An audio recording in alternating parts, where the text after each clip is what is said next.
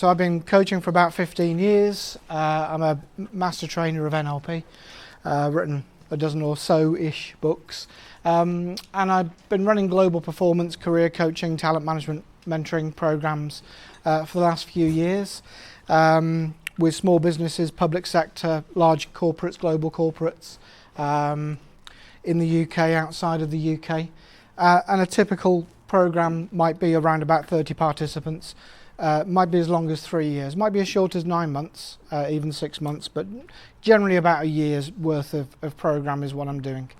And so what I wanted to share with you this afternoon is for those of you thinking of or working on organisational coaching programs where you've got a bunch of people that you're taking into a coaching relationship and you're taking them on a journey for whatever reason that might be, talent management, even graduate development, leadership development, those sorts of things. Whatever purpose you're using that for, you're doing it because you want something out of it, you want to get something. And so what are the things that I can share with you that will help you to get more out of those programs in terms of whatever it is you're looking for, whatever the outcomes are that you're looking for. Does that sound okay? Everybody happy with that? Super. So the obvious question is, does coaching work? Because we're all here today because we like coaching. We either like doing it or receiving it or a bit of both. But does it really work? What do you think? Does coaching work? Because it depends what we mean by work, doesn't it? That's the first issue. So in an organisational context, when the kind of people who are procuring coaching programs, what they normally mean by work is things like, is it going to increase performance? Is it going to increase retention? Is it going to increase engagement or job satisfaction? So they're looking for those sorts of organisational outcomes from it. It's not one-sided.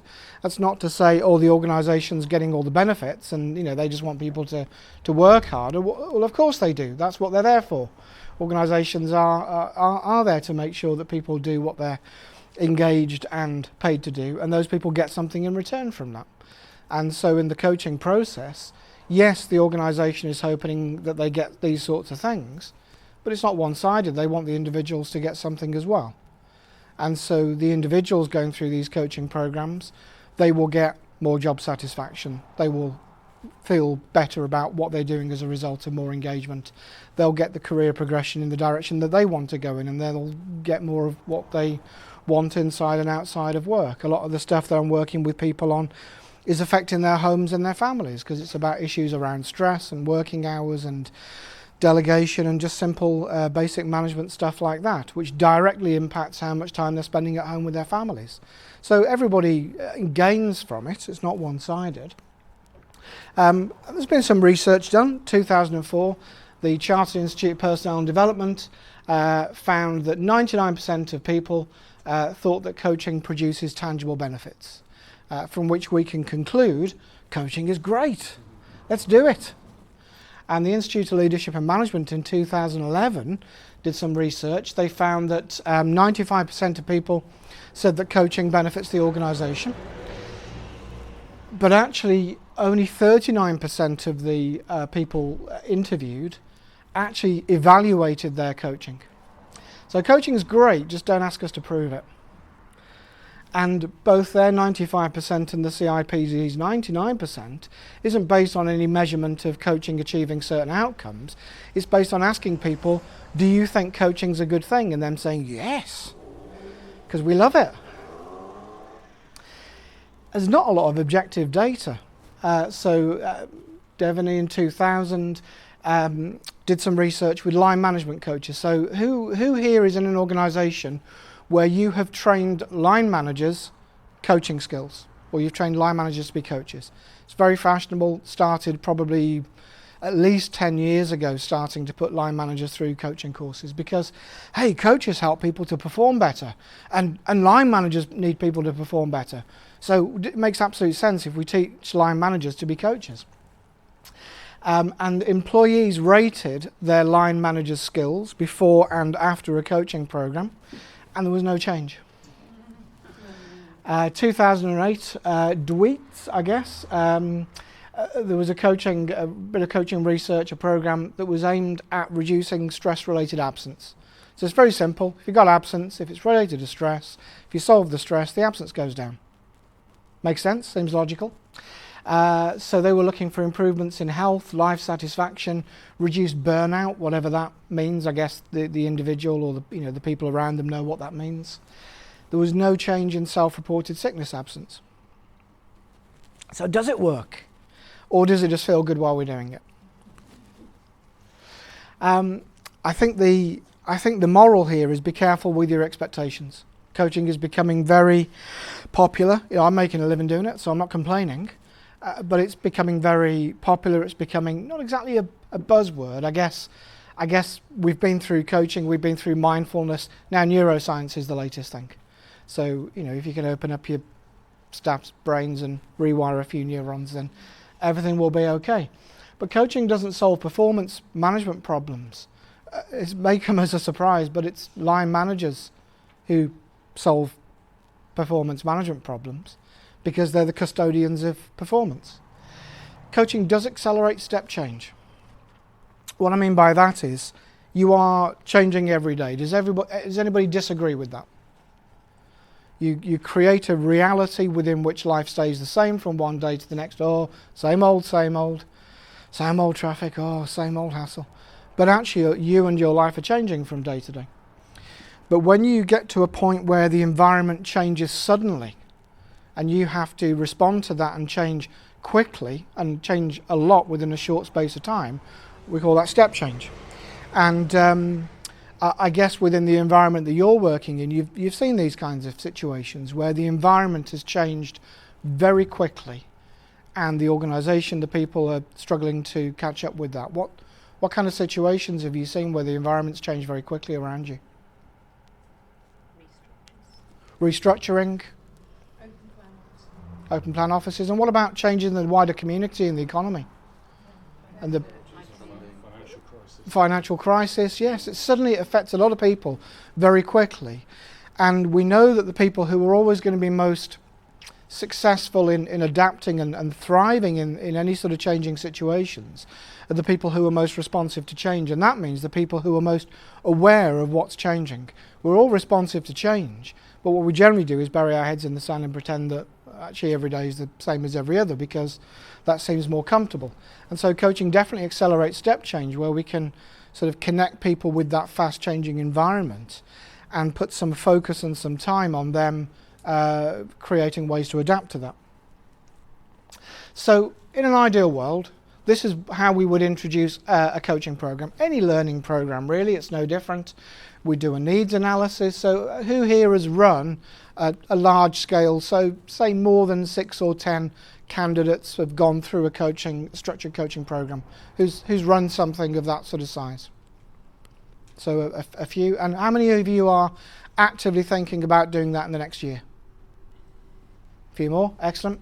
So this is what we generally do. We'd start with a learning needs analysis and we'd figure that coaching was the intervention that we wanted to go with. We'd do a program design, then we'd select the candidates. Notice we do the design first, then we select the candidates, then we deliver it, and then we hand it over. There's a big temptation in organisations for managers to say, here's a bunch of people who aren't doing their jobs, can you fix them and give them back to me when you're finished? And if we don't do that handover, if we don't integrate that change back into the business as usual, that change will get pushed out the system. So it's like, has anyone ever been on a time management course? And you've learned a load of really nice, good tools to help you prioritise your workload and so on. Within the first 10 minutes of being back at work the next morning, it's all gone out the window. Because the trouble is all the people who you work with, they don't know what you've been on the course. And so they don't change the requests they make of you. And within a few days, that's gone. Anybody done anything like a culture change program? Did it change your culture? Sometimes not. I've seen things like the fish philosophy video. Sounds great, you got those 4 fish principles, lovely. Everyone gets a little squeaky toy and the little cars with the fish. Within 6 months, gone. Because it's alien. It's alien. And therefore, being present 100% of your working day isn't difficult when your working day is from 5 a.m. till 9 a.m. and people are throwing big fish at your face. It's not difficult to stay in the moment. But when you're in a warm call centre, answering calls saying, yes, we'll get somebody there, no, well, there is a waiting list, and and you've got the mortgage to think about, and you've got to get some milk on the way. It's very difficult to stay present in reality. So those sorts of culture change initiatives are a good idea, but they're alien, and therefore they're bringing in a set of rules which don't fit within the context that people are working in. So the handover is very important, that we integrate whatever we've done in the coaching program back into normal way of life. However, what normally happens is we don't do a learning needs analysis. We just start with coaching. We start with, hey, coaching's great, let's do some coaching. Let's find some people to do it with. Or we just start with the candidate selection. Here's some people who are broken. Let's coach them. And then we deliver it. And we don't even hand it over. We say, here's some people who are, we want to send to remedial class. Here's some people who would benefit from some focused development. And we put them through, get a coach in, and we put them through a coaching process. And it may be great for those people, but it doesn't integrate back into the wider community. And nobody else learns from what they've been through. So they might benefit, but it doesn't benefit anybody else. So at one point, you probably all had one of these. In the last year, who's been into a bookshop and bought a translation dictionary?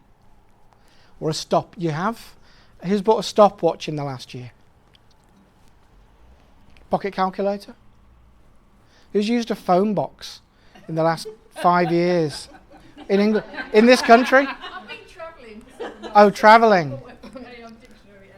So it was in the UK. You didn't use the phone box in the UK? No, okay. A diary. Who still buys a paper diary? Few of you. The point is, over time, any technology becomes assimilated into something else. So all of those technologies are now inside your mobile phone.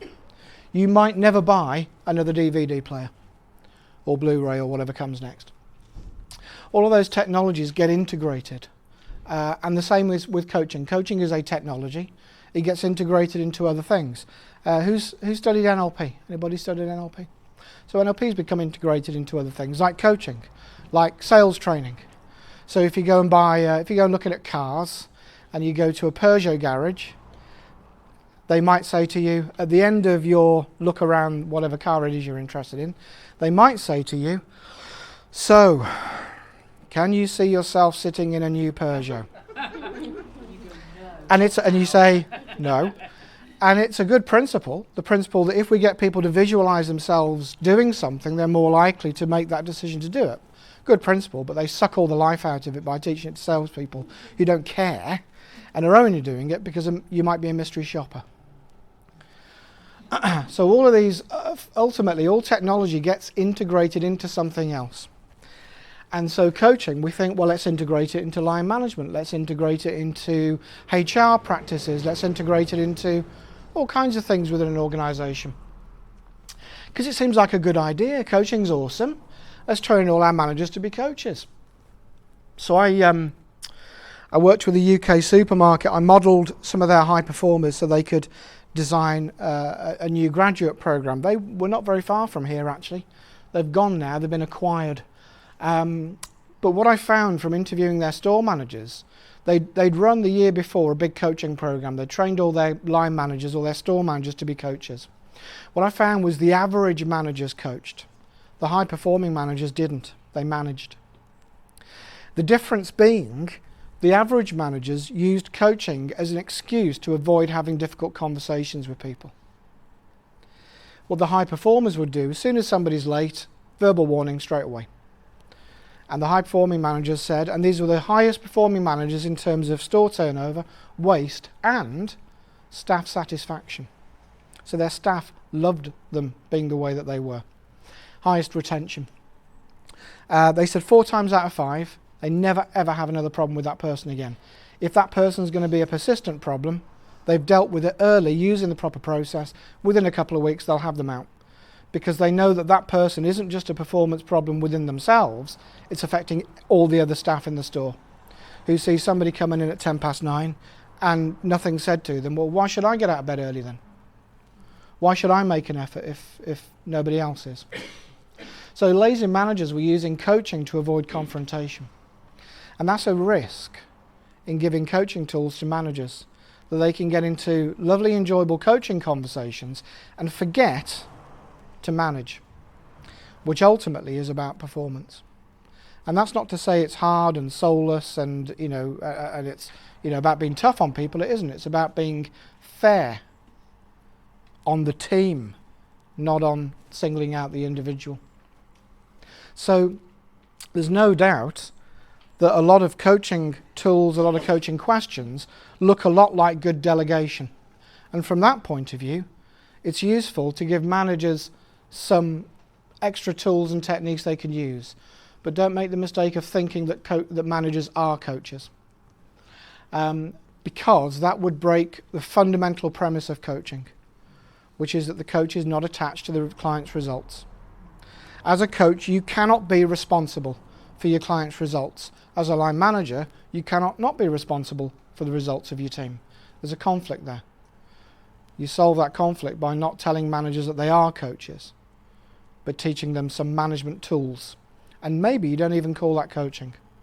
And that's the bit that looks a lot like good delegation, which is I'm holding you responsible. I'm giving you the authority to complete a task. I'm not going to take that back off you until it's done. So if you come to me with a problem, I'm not going to say, right, give it to me, I'll fix it for you. I'm going to say, well, what do you think you should do? And what do you think you need? Well, great, we'll go and do that then. I'm going to push back on you. And that sounds a lot like coaching. And often, an external coach will take the place of a surrogate manager.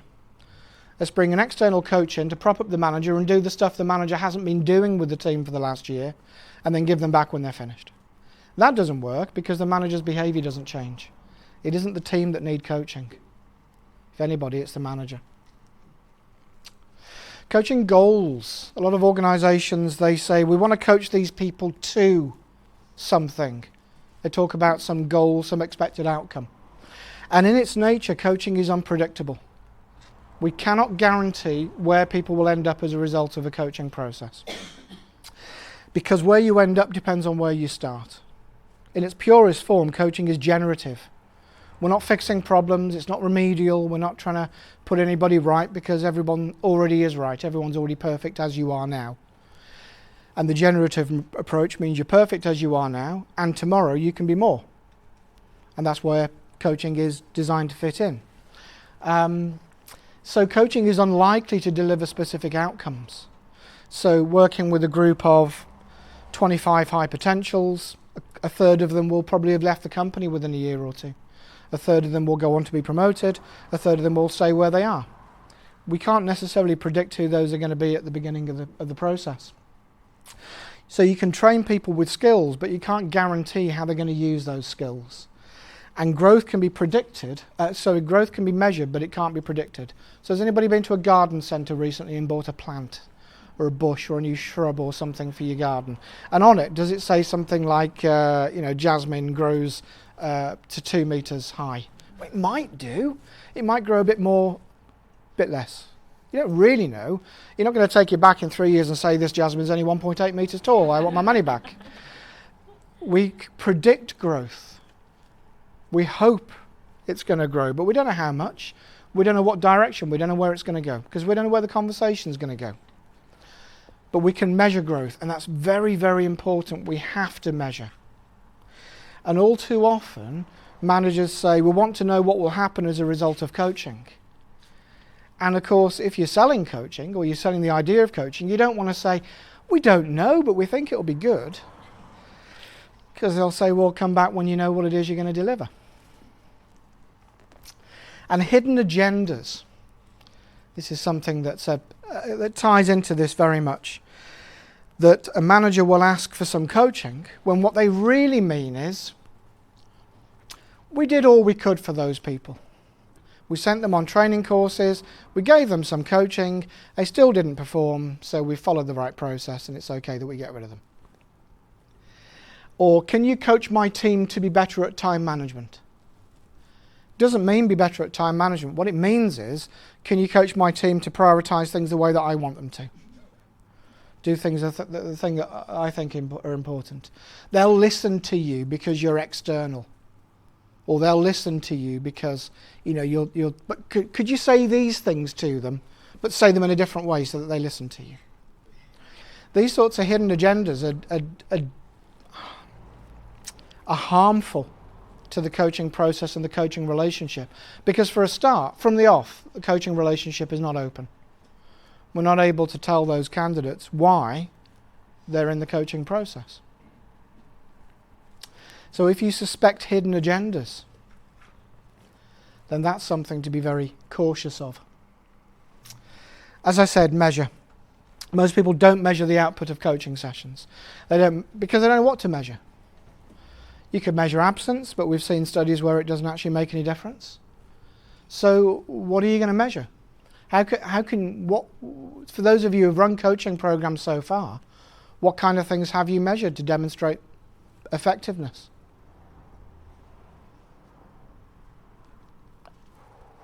Tumbleweed. We can measure engagement in the program, because we know logically, if you've got a headache and you take aspirin, it might cure your headache. It might not, but it might do. But if you don't take it, it definitely won't work. So we know that if we've made an informed decision, if we've done a learning analysis that I mentioned at the beginning, we've made an informed decision about who we're engaging in the coaching process, what realistic outcomes are, and we know that we believe we've made that decision as well as we possibly can, then the next obvious thing to measure is, do people actually engage with the process? And I think I've found there's 3 levels of engagement. Broadly, I found there are people who get very excited about it, fully engaged. They start each coaching session prepared. They say, here's my agenda for the coaching session, here's what I want to get out of it, because they see the value for them and they grab the opportunity. Then there are people who don't book any coaching sessions, or they book them and then they don't turn up to them. They're not really interested, they're not bothered. Either it means something to them, like, you're telling me there's something wrong with me, or they're just not into it, or they've got plans to leave anyway and they don't want to tell you about those. They don't want to answer a load of questions.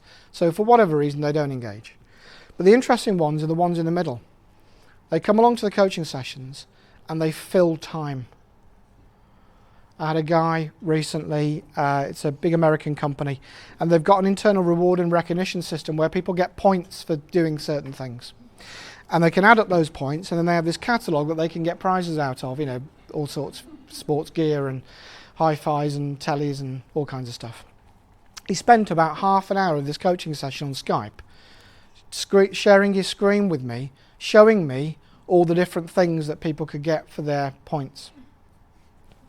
I get paid the same whether he's engaged in the coaching process or not, but that is not engaged. What he's doing is he's making it look like he's engaged, but he's just filling time. He's not really engaged. And actually the coach, you should have a relationship with the coach where they can tell you that. Because it's not good or bad. It doesn't make him a good or bad person. It just means that's where he is right now. That's okay. As I said, coaching is a generative approach. Remedial change is very different. There's nothing wrong with people. And there are no gaps. So often I'll be asked to solve a certain problem. That conversation starts the learning needs analysis process, but it isn't in the intervention. It isn't in the coaching, because coaching is remedial. Anybody happen to recognise what that is? Well done. Anybody know what kind of fish that is? It's a herring. I think this is one of the most important and most counterintuitive parts of this, factors for the success of a coaching program. Do not let the candidates choose the coach. So occasionally over the years I've had people say to me, I've got somebody who wants to engage a coach, and can you come along and have a chemistry meeting with them? No. As a coach, I can get results. I can help that person get to wherever they want to be. But they don't get to choose that. Because what's going to happen if the candidate chooses the coach? They're going to pick somebody who fits with their current reality. So from an organisational perspective, my advice is choose a coach who you feel you can work with on an organisational level.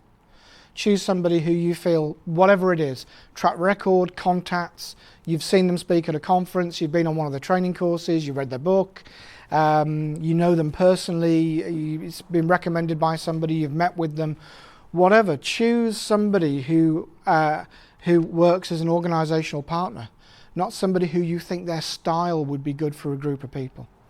Because the job of a coach isn't to have a style or to fit into a group of what's already happening. Because coaching is about change. To get change, we need difference.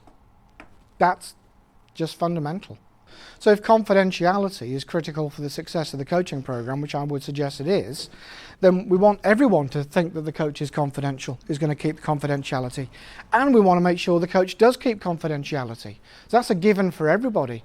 That's not something that the candidates I would suggest should be able to pick and choose, because they should expect that everybody's going to keep that confidentiality. So if you're bringing in an external coach, you get to sell them however you want to sell them. If you're using internal coaches, and people know them or have some prior experience of them, then yes, absolutely, that will colour the coaching relationship, and you've got to take that into account. You can offer a matching service, you can make recommendations, you can have a pool of coaches and match people up or give people a shortlist or that sort of thing. But at the end of the day, the candidate doesn't get to say, oh, I want a coach who's going to be really nice and personable and so on, because what they will tend to do is choose somebody who will keep them where they are. Coaching is a broad spectrum of relationships, and a lot of the time it's going to bound very much on counselling. When we're talking about coaching that leads towards the counselling end of the spectrum, absolutely the candidate should self-select. When we're talking about coaching from top-down organisational outcomes, you're engaging a coaching process, you're investing in a coaching program because as the organisation you want something out of it, but you want to do it in a way that the individual gets something out of it as well. And that's something to bear in mind. So match the coach for the results you want. Because coaching is about change. Choose a coach that's going to get you where you want to be. That's the bottom line, I think. Not a coach who's going to allow someone to stay where they are. But if that's their mindset going into coaching, they're probably not the right candidate for coaching anyway. That goes back to the candidate selection phase of the program. If you've got somebody who's only going to choose a coach so they can stay where they are, don't put them through coaching. Because in all the programs I've worked with, the initial selection's made by managers, and then those individuals are told, you've been selected for this talent program, whatever it's called, but it's voluntary, it's not mandatory, you can choose to take part or not. Not one person ever says, oh, I don't want to do that. Because they all see it as something that's going to help their career prospects. They see it as something that, okay, you say it isn't mandatory, but it probably is really, it'll probably look bad on me if I don't take part. So they will sign up to it, even though it isn't the right thing for them at that time. And that's the situation, that it isn't good or bad, that's not where they are right now. So if you've ever been to a GP to get some medicine for something or other, or some referral for some sort of service, you don't go every week, you go when you need it. And if you go at the wrong time, they can't really help you. And therefore we shouldn't think about coaching as being something that's so great, that's so fantastic for everybody, it will benefit everybody all the time, because that isn't the case. Not everybody's changing consciously. So a coach, as I said earlier, is not a surrogate manager. Coaching has the potential to make step change. Not everybody wants or benefits from step change. And therefore what you've got to do is integrate the coach into management feedback. That doesn't mean about breaching confidentiality. It's not about making the line manager part of the coaching conversation, because it's very important that the coaching conversation is separate to the line management conversation and separate to the mentoring conversation. There's no reason why those people shouldn't all talk to each other and say, what do we believe is the best approach, or best thing for this person in the future, to get the best out of them or to give them, what they need. But what we've got to do, very importantly, is we've got to integrate that coaching process into business as usual, into the way that management conversations take place. Otherwise, it's like the time management course. Somebody comes back from a coaching session, nobody else knows that anything's changed, and the environment that person's created and has evolved within exerts a passive pressure on that person to undo whatever they've changed. And so if I'm talking to people specifically about things they want to change in their working relationships, my advice will always be at the coaching session, you've got to go back and tell people that you're going to be doing things differently. So like a team meeting, a manager running a team meeting, you've got to warn your team that you're going to run a team meeting differently. Otherwise, they will exert pressure on you to carry on doing it the same way. And month after month, they will say, oh yeah, I meant to do that thing we talked about. I just didn't find the time, or the chance didn't come up. The chance never comes up. You have to make it. And so whatever you're making a change in your life, not in coaching, but in anything, if you can co-opt other people into helping you with that, it's going to be easier for you. But if they don't do that, if coaching is seen as something that happens behind closed doors, we don't dare ask what was happened in the coaching session, and nothing's ever talked about, then whatever changes take place will stay within the coaching session, will stay within that room. And you won't see the extent of integration into that person's working and personal life that you're hoping for. There are 4 fundamental psychological approaches to learning. There's behavioural, where you learn to do something. But you don't know what it is you do, you don't know why you're doing it. You say, do you want an apple pie with that? You have no idea why. You say, can you see yourself sitting in a new Peugeot? You don't know why you're saying it, but you've been told to say it, so you do. Cognitive is where you know what you're doing. You can explain to somebody what you're doing. You know the reasons for what you're doing. Constructivist is where you create something new. You come up with new ideas, generative solutions. You maybe have action learning projects and you create stuff. And then social is where you share that with other people. The first 3 can all happen by yourself. The 4th one, social, you then sharing what you've learned and creating learning with other people. So even within a coaching program, don't rely on coaching to do all the work. Think about integrating these other learning approaches into the coaching program. Have projects for people to work on. So the candidates have to talk to each other and have to use stuff that they're learning and they're developing through the coaching process. Have mentoring as well. Have somebody else they can go and talk to. Mentoring and coaching, it's not either or. Both are valuable because the coach is independent of the line manager in the organisational context. The mentor is very much in the organisational context. Both are valuable. And knowledge sharing. Encourage people to, through the coaching process, they'll have solved problems, they'll have come up with new ideas about ways to do things. Encourage them to share that, give them a forum to share that. Don't think of coaching just as about being something that happens in isolation, one-to-one. Because fundamentally, even though you want to do it in a very collaborative and a sensitive and an engaging and sociable way, fundamentally, if the coaching has been paid for by the organisation, there's a business case behind it, it's being done to create organisational outcomes and therefore that's good for everybody, get more of your money's worth. Get people sharing. Get people sharing lessons that they've got from the coaching. Well, I realise this. I realise when this happens with my manager, I don't have to react that way. Get them to teach each other and share that with each other. And action learning projects in the programs I'm working on, they have real business issues, business affecting big challenges that nobody's had the time to sort out. But they need sorting out because the longer it's left, the worse those problems will be. And so what they've done is they've divided the group into 5 or 6 groups, and they give them a business transformation project to work on. And inevitably, because it involves change, it's a change program as well. It isn't just about solving a problem. It's about doing something much bigger than that. And it's forcing them to collaborate and learn and talk to each other. So don't just rely on the coach or the coaching process to do all the work for you. Engagement. This is a big issue, I think, in coaching programs, coaching of any kind. What does engage mean? It means to occupy or attract somebody's interest, to participate, to establish a meaningful connection. the important thing about engagement is it's a two-way process. So there's a buzzword, isn't there, at the moment, employee engagement. That we've got to engage employees. Well, hang on. How are we demonstrating that we're engaged with them? It's a two-way process. Engagement is not getting people to engage with the coaching process. It's the other way around as well. And candidates fail to engage in the process, I've found, for a number of reasons. They don't want to, fundamentally. They've got other commitments or distractions, but they feel under pressure that they don't want to say that. They don't want to say, look, it's a great opportunity, but it's not really for me right now because I'm a bit busy with these other things. Because they feel there'll be a stigma attached in saying, I don't want the coaching. They're afraid to. They think that in the coaching, and this comes back to what you're saying about preconceptions and perceptions that they have of the coach.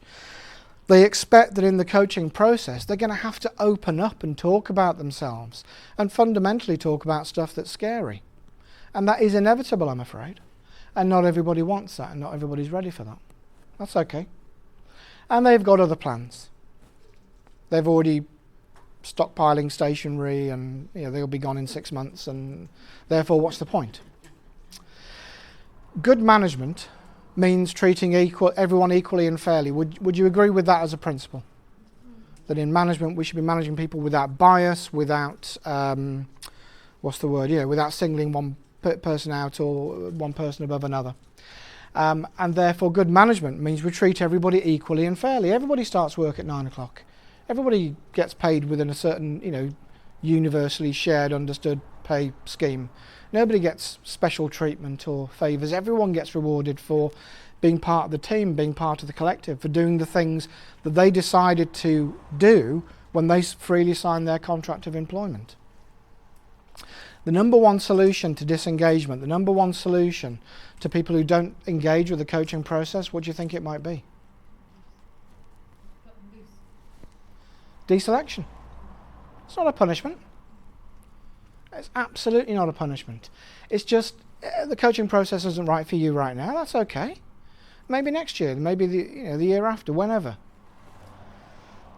Because disengagement affects the whole team, like I said about the retail store managers. When one person doesn't engage in something, it affects everybody because they think, well, hang on, if they're not doing it, why should I do it? Why am I doing that person's whatever it is as well, and then and it's not fair. And the thing that destroys a team faster than anything else, I think, is unfair treatment of the individuals in the team. Bias. So deselection, it does a number of things. If somebody isn't engaging in the process, if somebody isn't taking their medicine, for example, their headache isn't going to go away. So if somebody isn't engaging in the coaching process, they are extremely unlikely to show any of the outcomes that you're going to measure as your success criteria for the coaching process. So when you select people out, straight away you're removing from the group the people who are going to cause your outcomes measurements to look less good than they could be. So for example, if I'm working with sales teams in companies that have direct sales operations, I know that I can easily double their sales conversion rate.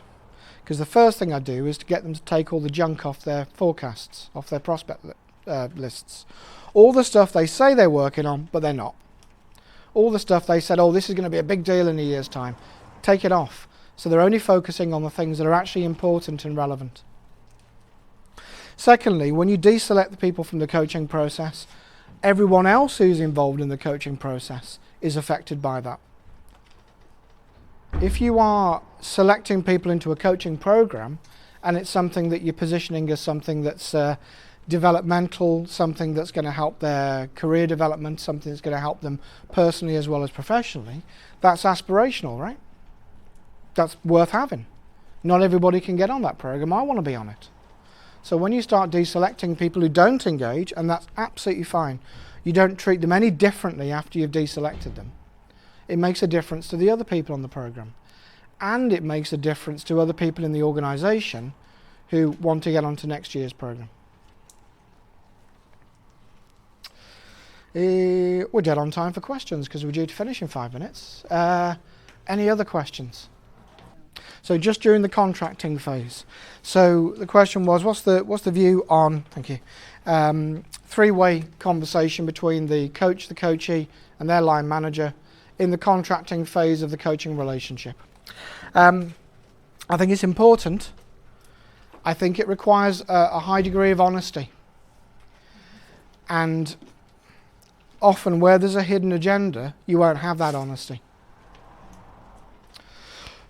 I think if those people can be honest with each other about the reason why that person's been nominated for the coaching process, what it's going to entail, what the expectations are, how they can work together, how it's going to benefit them both, then it's a good idea. But I think if you are the person who's organising, who's designing that programme, and you think that honesty isn't going to be there, I would suggest you're probably better off not bothering with it. It surprises me that a lot of people do have a really quite an open and forthright relationship with their line manager, but equally a lot of people don't. And I think that would be a factor. That's exactly what it is. It's transferring out of and back into business as usual, in that you're saying to somebody, this isn't an hour off work once a week or once a month or whatever it is. This is something that you've got to work at. This is something you've got to commit to, and we're expecting results from this. But the results are good for you. And so you either want that or you don't. And if you don't, that's fine. Just before we finish up, the golden rules, which are all on your handouts that I've given you out. If you don't have a handout, I've got a couple left here at the front. Design for results, not candidates. Because that comes back to designing, rather than saying, hey, coaching's great, let's have some coaching. What are we actually trying to achieve, and is coaching the right intervention? And if it is, then we've got a result in mind. So design for the result, not around the candidates. Set realistic and honest expectations. I think that comes back to the point you two are making about honest expectations. And if it isn't the right approach, then don't do it. It would just be a waste of money. The easiest way to get a good return on investment is not spend the money in the first place on something that you know is going to be less than optimal. So it's coaching is generative, not remedial. A lot of the time, the trigger for the coaching process will be remedial. There's some problem that you're trying to fix. But as soon as you've acknowledged that, put your focus on generative. You don't know how big this thing's going to get. You don't know where it's going to go. You just know it's going to be bigger than it was when it started. You know the person is going to move on from where they started. You don't know exactly where they're going to end up. Select to coach for results rather than style.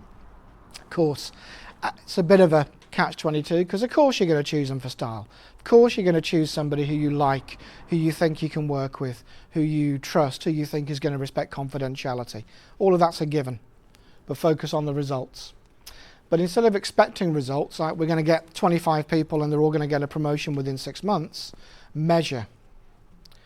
Results are what you're aiming for, but measure. Find things to measure, very important.